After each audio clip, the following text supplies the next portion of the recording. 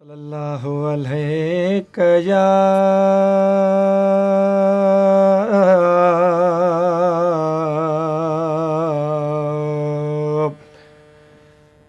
या रसूल अल्लाह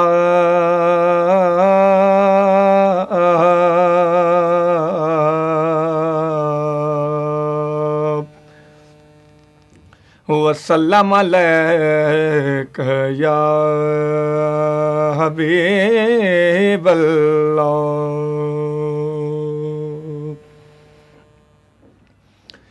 आमना जो लाल मुस्तफ़ा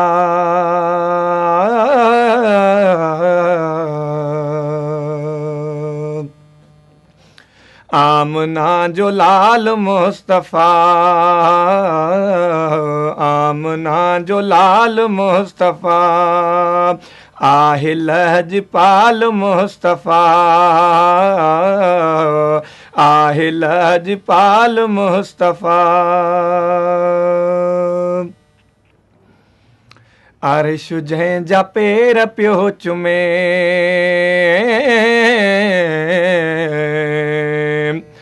अर्श जंहिंजा पेर पियो चुमे अर्श जंहिंजा पेर पियो चुमे अर्श जंहिंजा पेर पियो चुमे साहिबे कमाल मुस्तफ़ा साहिबे कमाल मुस्तफ़ा आहे लजपाल मुस्तफ़ा। आमना जो लाल मुस्तफ़ा सूंह जंहिंजे दरजिया ग़ुलाम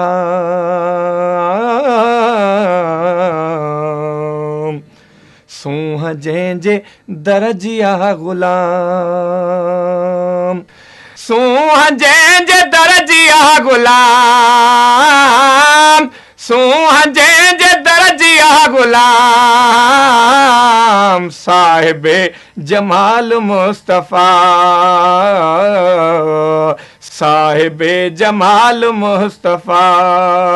आहे लजपाल मुस्तफ़ा। आमना जो लाल मुस्तफ़ा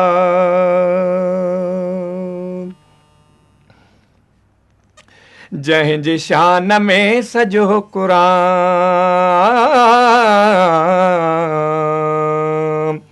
जंहिंजी शान में सॼो क़ुरान जंहिंजे शान में सॼो क़ुरान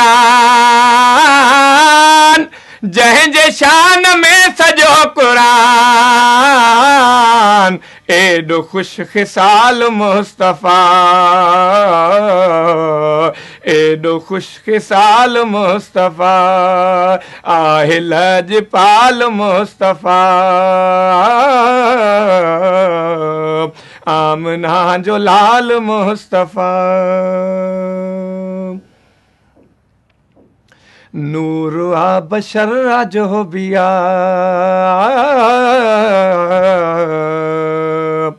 नूर आ बशर जो बिया नूर आ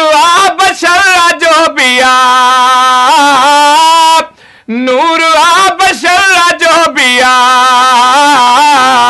आहे बेमिसाल मुस्तफ़ा आहे बेमिसाल मुस्तफ़ा आहे लजपाल मुस्तफ़ा। आमना जो लाल मुस्तफ़ा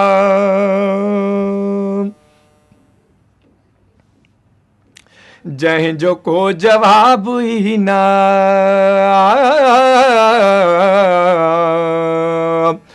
जंहिंजो को जवाब ई न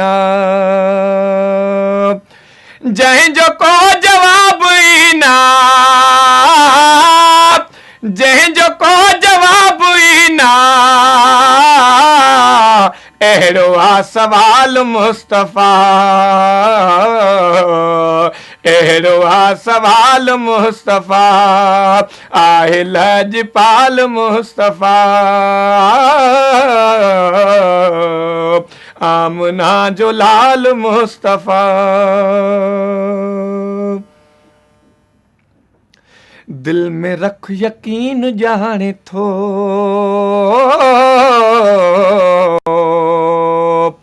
दिल में रख यकीन जाने थो दिल में रख यकीन जाने थो दिल में रख यकीन जाने थो शौक सारो हाल मुस्तफ़ा शौक सारो हाल मुस्तफ़ा आहे लजपाल मुस्तफ़ा आमना जो लाल मुस्तफ़ा आमना जो लाल मुस्तफ़ा आहे लजपाल मुस्तफ़ा विजिट करियो असांजो YouTube channel Sindh TV HD Islamic.